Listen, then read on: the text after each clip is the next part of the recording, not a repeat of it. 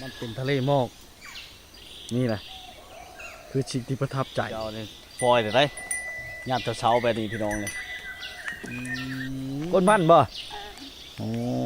ก้นมันใส่กระผ้าเนาะพี่น้องวิวม่านแดนแห่งสวรรค์เนาะเป็นวิวธรรมชาติที่สวยงามมาแล้วอาบน้ำอยู่นี่บ่ชิไปใช่มั้ยเนี่ยไม้จากธรรมชาติยังถือว่าน้ำใสเป็นประโยชน์หลายได้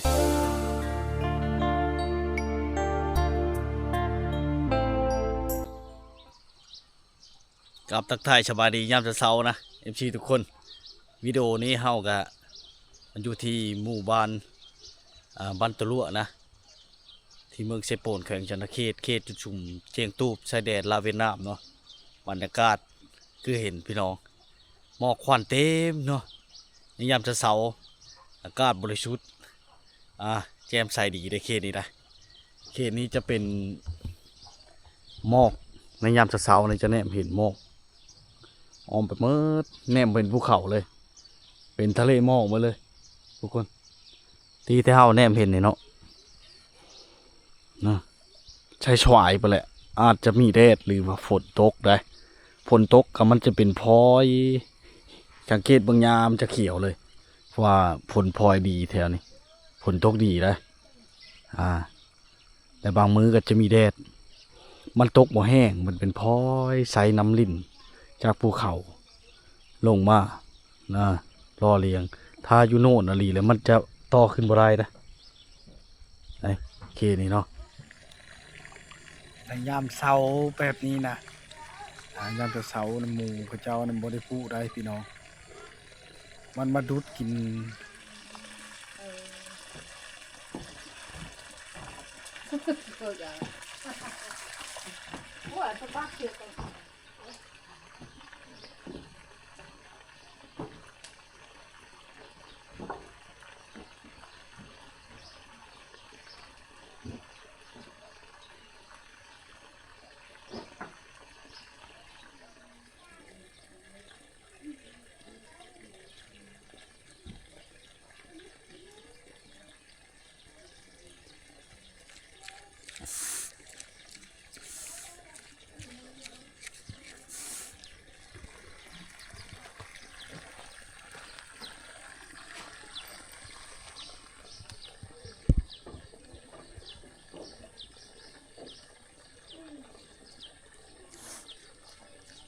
ยามเช้ามูกินห่ำพี่น้องก็จะมาพัดเข้าอยู่นี่เนาะมากินหมูตัวนี้เขาปล่อยเลยนะนี่นะพี่น้องบรรยากาศเนาะทะเลหมอกเต็มหมดเลยทุกคนเขตที่เนาะอ้อมล้อมด้วยภูเขาเขาเป็นภูเขาในยามเช้าวันนี้ทะเลหมอกเต็มเลยสบายดีไปชวนแล้วป่ะเนี่ยก้นมันป่ะอ๋อกดมันใส่กระผ้าเนาะอ่องมือแรงก็อ่องพื้นมาแล้วเนาะไปเลยพี่น้องที่ทำเช้าเนี่ยเขาจะไปเลยนะไปงานเลยน้องชนบท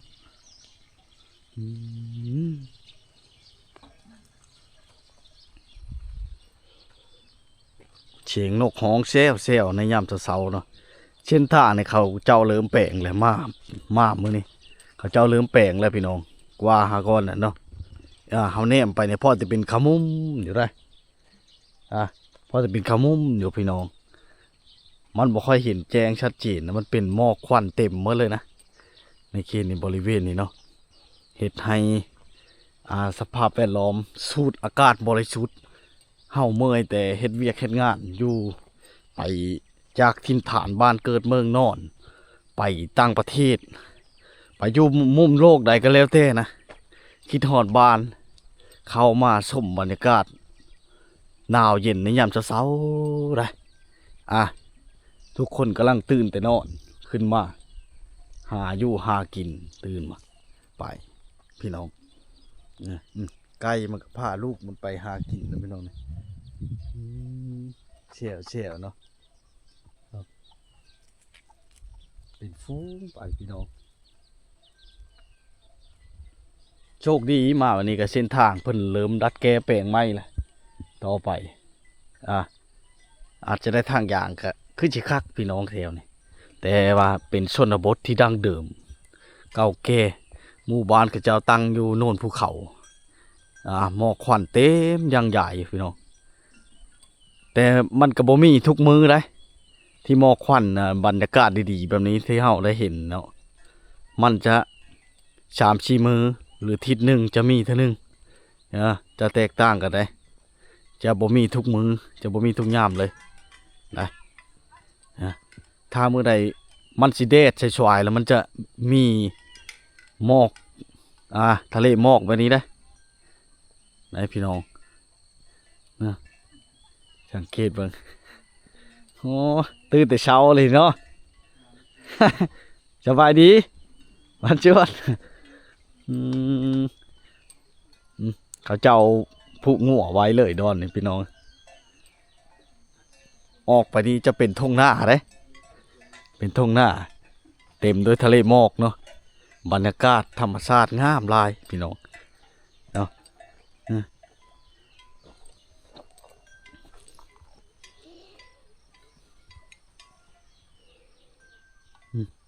เฮาจะบ่แน่บ่เห็นภูเขาเลย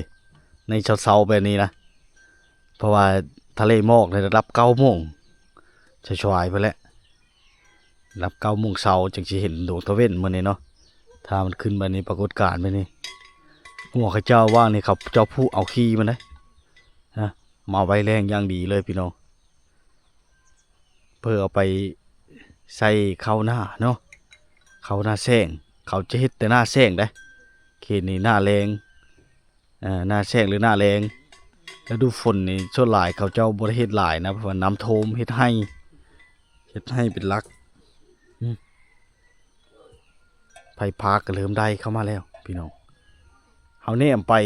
ไกลๆเห็นต้นฟ้าวพอแต่ผู้ๆนะเมื่อกลายเป็นทะเลหมอกหมดเลยพี่น้องวิมานแดนแห่งสวรรค์เนาะเป็นวิวธรรมชาติที่สวยงามบ้านหนึงเขตชนบทชายแดนเนาะอากาศหนาวยังหนาวอยู่ถึงปัจจุบันนี่ครับพี่น้องเนาะธรรมชาติที่บริสุทธิ์แบบนี้ยังคงมีให้เห็นให้เบิ่งให้ได้ชมเนาะในบรรยากาศที่เช้าชาวบ้านกันไกลเริ่มออกไปหาอยู่หากินหรือว่าไปเฮ็ดเวียกเฮ็ดงานได้เช้าจำนี้ในชนบทพี่น้องเจ้าเริ่มไปแล้วบ่ค่อยอยู่บ้านพี่น้องเลย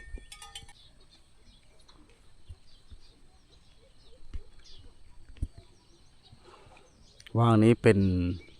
จุดสุ่มเสียงตูบไหนพี่น้องเป็นชนบทที่สุดของชายแดนเนาะข้ามไปก็จะเป็นประเทศเวียดนามแล้วในเขตนี้เนาะนี่คือบรรยากาศที่หาเบิ่งหาชมได้ยากพี่น้องทะเลหมอกควันเต็มเลยได้ยามมื้อเช้าไปนี่เนาะเฮาแนมเห็นนี่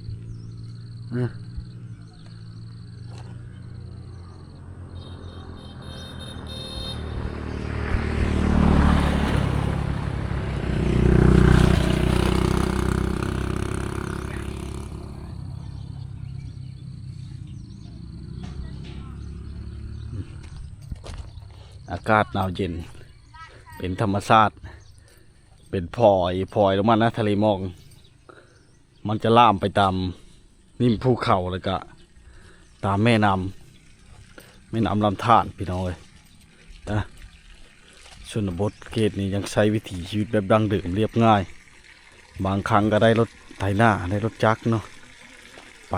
เนาะเจ้าช่วยนานี่คือบรรยากาศ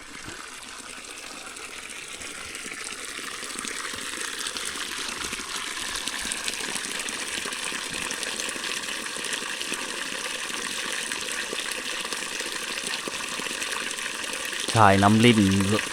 เพิ่นต่อจากมาจากผู้นะตัดลงทุนซื้อท่อมาหมู่บ้านเขตนี้เป็นคุ้มญาติพี่น้องก็จะโฮมเงินซื้อท่อแล้วก็มาใช้อยู่บ้านเดียวกันนี่ทั้งอาบทั้งกินพร้อมพี่น้องทั้งใช้พร้อมนะก็ได้ว่างเดียวเนี่ย ก็สะดวกสบายไปอีกแบบแต่ว่าถ้ามันสูงไหลมันก็จะต่อขึ้นบ่ได้นะถ้ามันสูงจากที่เอามาบางเธอก็มีท่าพอได้แถวนี้ได้นะพี่น้อง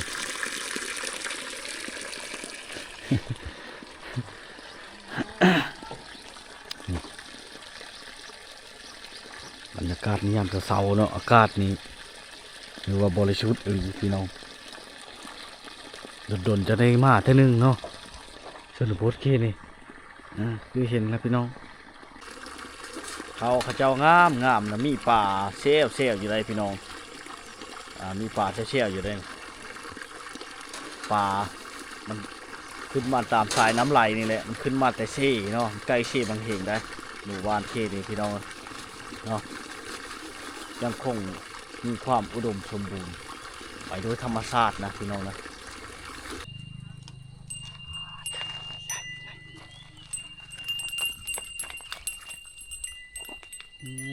งัวเขาเจ้าเนี่ยปล่อยได้ยามเช้าๆแบบนี้พี่น้องเลยนี่เราผสมผสานกับธรรมชาติที่ยังคงอุดมสมบูรณ์สวยชดงดงามพี่น้องเฮาแนมไปเฮาจะแนมบ่เห็นเลยภูเขาในมื้อนี้มันจะเป็นทะเลหมอกมืดเลยได้พี่น้องทะเลหมอกมืดเนาะบรรยากาศในยามเช้าๆแบบนี้เฮาจะแนมเห็นประทับใจเลยนะได้ยินแต่เสียงนกฮ้องเชี่ยวๆอยู่ภายในบ้านเขาเจ้าได้นี่ภายในบ้านเขาเจ้านี่เสียงนกเชี่ยวๆอยู่พี่น้องบรรยากาศบนภูเขาอ้อมล้อมแถมมีทะเลหมอกในยามเช้าสูบอากาศบริสุทธิ์เข้าไปเอาเนี่ยไปเนี่ยเป็นทุ่งหน้าเนี่ยจะมีใหญ่แมงมุมเกาะเลยได้เขากำลังแตกก่องาม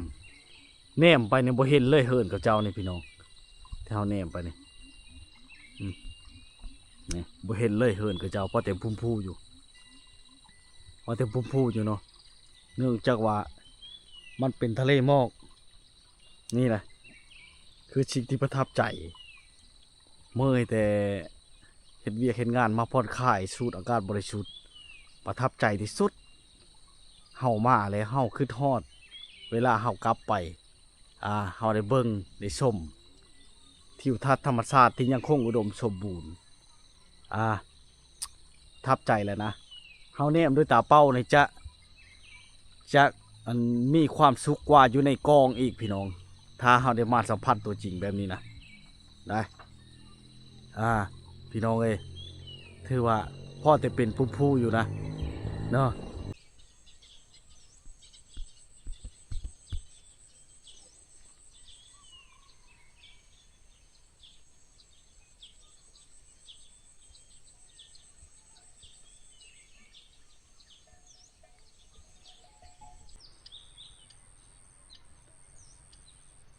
ห้าวย่างมาสุดบานเขาเจ้านะ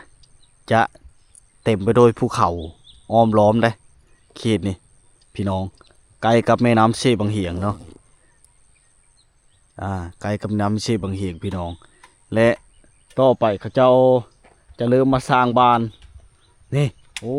หลากกำลังสร้างบ้านแต่เช้าๆเลยพี่น้องเอ็ดเฮิร์นแต่เช้าๆเลยเดี๋ยวเราไปเบิ้งกันเนาะ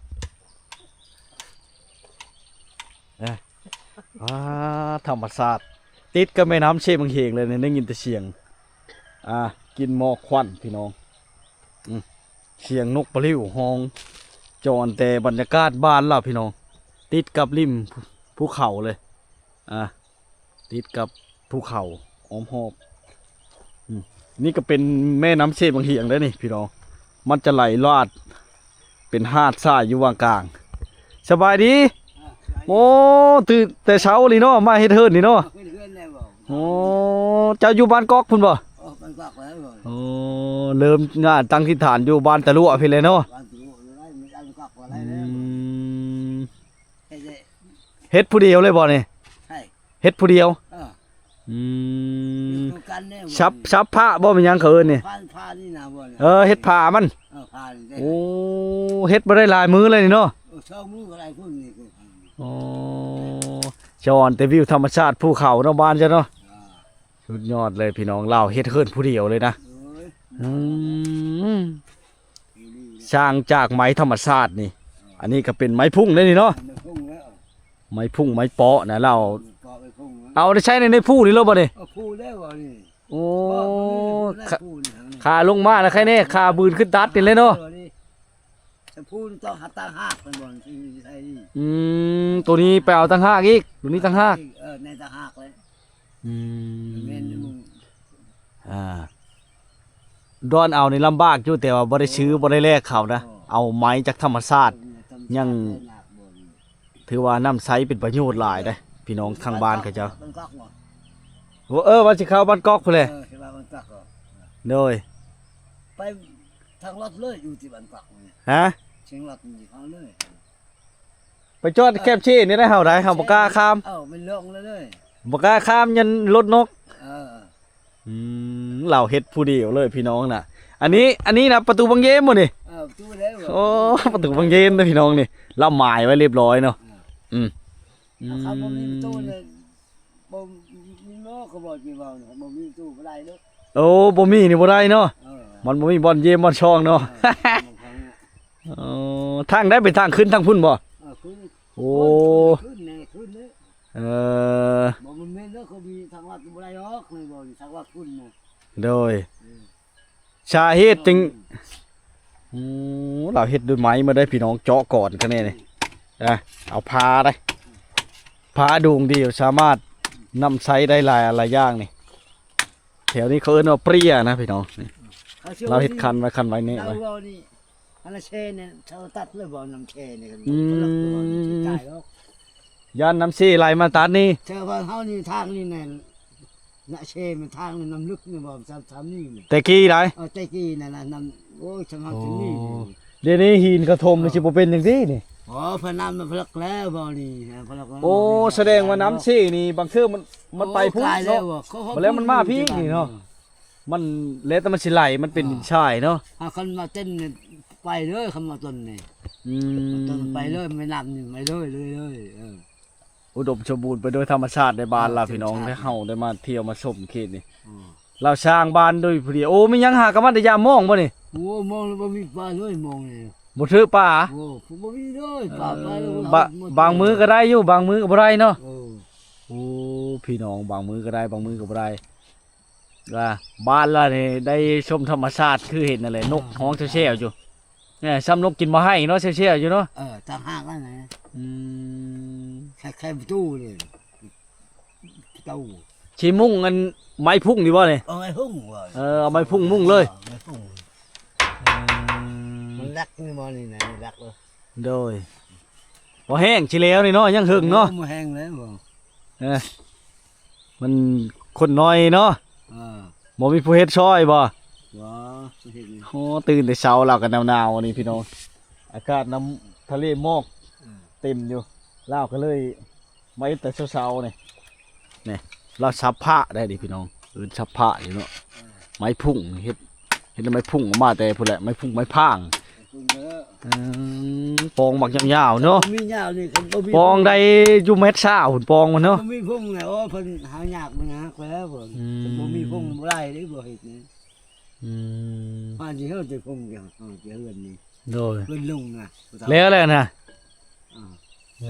มันพุ่งก็บ่มีมาพาเลย มันยากนำเส้นทางเข้าเลยย้ายมาอยู่ผ้านี่เนาะ โอ้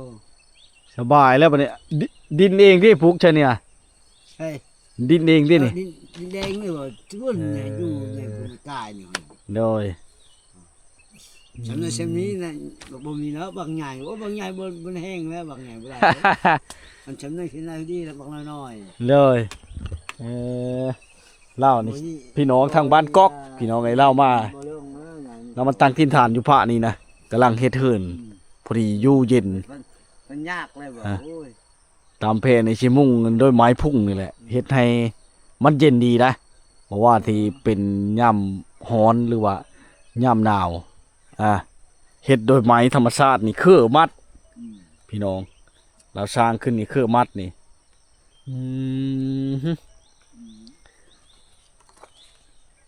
คือมัดเอาได้พี่น้องเลยจะบ่สร้างใหญ่ปานใดเนื่องจากว่าพายุมันเคยเข้าบ่แถวนี้พายุนี่มันเคยเข้าบ่ บ่มีเนาะโอ้สบายพี่น้องนี่แหละคือบรรยากาศในยามเช้าๆเนาะมาฟังมาตอนแนบไปทางใดก็จะเต็มไปด้วยทะเลหมอกเมิดเลยพี่น้องเอ้ยฮะพังเสียงน้ำไหลเสียงสายน้ำไหลได้จากธรรมชาติเนาะคงอุดมสมบูรณ์ฟังเสียงนกฮ้องแซวอยู่พี่น้องนี่ก็เป็นเฮือนหลังนึงนี่ที่เจ้าตั้งไว้นี่พี่น้องแล้วก็จะไม่หินชะโงมหินชะโงมเนาะหินชะโงมเบิ่งชมวิวธรรมชาติจะคล้ายหัวพญานาคหรือหัวงูนะพี่น้องเนาะบรรยากาศยามเช้าๆที่เฮาบ่สู้ได้มายังบ่ทันมีไฟฟ้าได้ไฟฟ้าแล่นกายอันนี้เป็นท่อชงน้ำมันตะกี้ได้สมัยสงครามตะกี้พี่น้องท่อลำเลียงเนาะเส้นทางนี้ตะกี้มันเป็นเส้นทางโฮจิมินห์เพิ่นว่าบันฮบอีกอย่างต่างๆสมัยตะกี้พี่น้องเขาเจ้าก็เริ่มมีการดัดแก้แปลงทางเลยแน่อนาคตอาจจะได้ทางยางก็เป็นได้พี่น้องเอ้ยเนาะชาวบ้านเขาเจ้ากำลังเริ่มปลุกก็สร้างอาคารหลังคาไม้3-4หลังคาแล้วพี่น้องเนาะก็เริ่มมีเฮิรนก่อเนาะหลักๆก็คือการสร้างโดยไหมจากธรรมชาติชั่วลายก็เปลี่ยนแต่หลังคาซื้อสังกะสีมามุงเนาะพี่น้องเนาะนี่แหละคือบรรยากาศในชนบทที่ห่างไกลเรียบชายแดนลาวเวียดนามอากาศนี้บริสุทธิ์ปลอดโปร่งอุดมสมบูรณ์ไปด้วยธรรมชาติที่ยังคงงดงามที่ประทับใจหลายเวลาเฮาได้มาสัมผัสกับตัวจริงเนาะเฮาจะรู้สึกว่ามีความสุขหลายพี่น้องถ้าเฮาได้เห็นด้วยตานะกว่าเฮาในสายตากล้องนะเป็นธรรมชาติที่สวยสดงดงามนะบ่อนหนึ่งเนาะมีเท่านี้แหละพี่น้องเนาะเดี๋ยวติดตามอีพีต่อไปขอขอบใจที่แวะเข้ามาติดตามชมให้กำลังใจในคนเดินทางป่าวงคนในบ้านได้พี่น้องเด้อภูเขาก็จะแนมบ่ค่อยเห็นเลยกลายเป็นทะเลหมอกเมื่อในยามเช้าๆเลยพี่น้องเนาะนี่แหละบรรยากาศที่ยังคงบริสุทธิ์แจ่มใสปลอดโปร่ง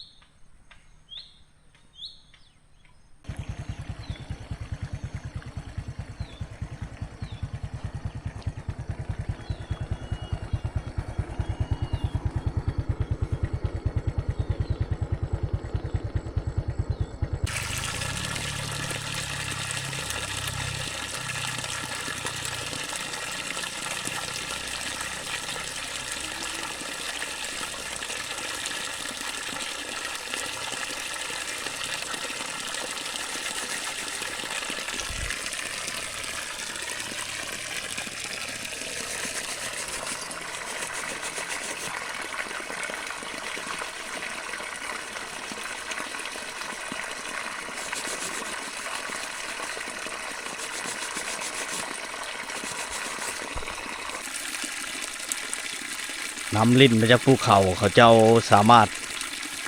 มาล้างถ้วยล้างชามล้างอย่างต่างๆอาบน้ำอาบใน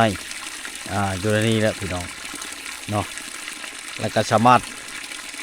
ไหลตลอด24 ชั่วโมงแล้วก็ล่อเลี้ยงเขานาแสงเขาเจ้าเฮ็ดให้งามได้บ่ได้ใช้พุ่นใช้ผูอย่างได้เกนี่เริ่มมีแมงมุมเกาะใบมาแล้วนะเข้ากันนี่คือน้องสาวเหลืองเนาะเล่า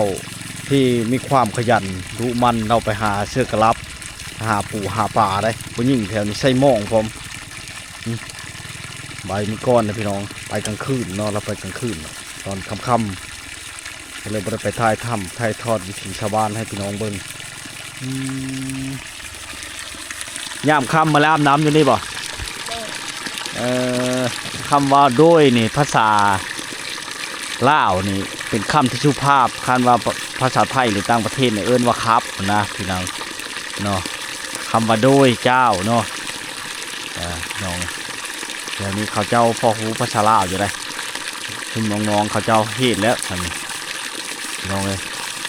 เราล้างถ้วยล้างโบงล้างหม้อนี่แหละบรรยากาศในชนบทให้เฮาได้เบิ่งสัมผัสทะเลหมอกอ้อมล้อมเนาะในบ้านเขาเจ้าเนาะในยามเช้าๆมันจะให้ได้เบิ่งได้ชมธรรมชาติที่บริสุทธิ์แบบนี้นะสังเกตเบิ่งบ่อนมันก็เกิดนี่น้ำมีตลอดบ่อนป้าบ่อนมันมาเองนะพี่น้องมันเกิดขึ้นเองเลยเขาเอามาปุ๊บ่อนนี่มันเกิดธรรมชาติเนาะเกิดธรรมชาติพี่น้องอันนี้ผู้นี้ดุขนาดไหนพี่น้องมาเห็นแต่ละเธอนี่แต่ว่าเล่าบอกค่อยอยู่เฮือนมื้อนี้สิไปใช่มั้ยนี่ไปก้นมันใกล้ชิเลหรือบ่บ่ทันได้แล้วช่นี่แหละความดุมั่นขยันมันเพ่นของสาวน้อยในชนบทนะพี่น้องเนาะเฮาได้มาส้มมาสัมผัสกับทะเลหมอกธรรมชาติที่บริสุทธิ์เมื่อยแต่เฮ็ดเวียกเฮ็ดงานหรือว่ากำลังปฏิบัติเฮ็ดเวียกเฮ็ดงานอยู่มาส้มอากาศบริสุทธิ์มาเที่ยวส้มเขตชายแดนเวียดนามเฮ็ดให้สภาพธรรมชาติแตกต่างกันกับบ้านเฮาหลายถึงว่าสิเดินทางยาวไกล250กิโลมาฮอดบ้านเรานี่พี่น้องเนาะแต่เฮาก็เป็นสิ่งที่ประทับใจหลายนะได้มาเบิ่งมาชมพี่น้องเลยและสิ่งที่ประทับใจที่สุดคือน้ำลิ่นจากภูเขามันจะไหลตลอด24ชั่วโมงนะเฮ็ดให้สภาพแวดล้อมของกระเจ้านี่ยังประทับใจแล้วก็สูดอากาศบริสุทธิ์เข้าไปเฮ็ดให้สุขภาพเฮานี่มีจิตแจ่มใสปลอดโปร่งล่าเริงมีความสุขหลังจากเฮากลับเมื่อบ้านเมื่อซองแล้วเฮาต้องคิดฮอดเนาะแต่ว่าม่านี้ต้องได้มีพี่น้องหรือว่าอย่างพาม่าหรือว่าไกด์นำเที่ยวหรือว่าต้องได้มีที่พักเช่าได้พี่น้องคำประชันนี่บ่รอดเนาะมาตื่นแล้วจากมอเตอร์ไซค์นี่กลับบ่ได้เฮ็ดให้มันค่ำก่อนพี่น้องเอ้ย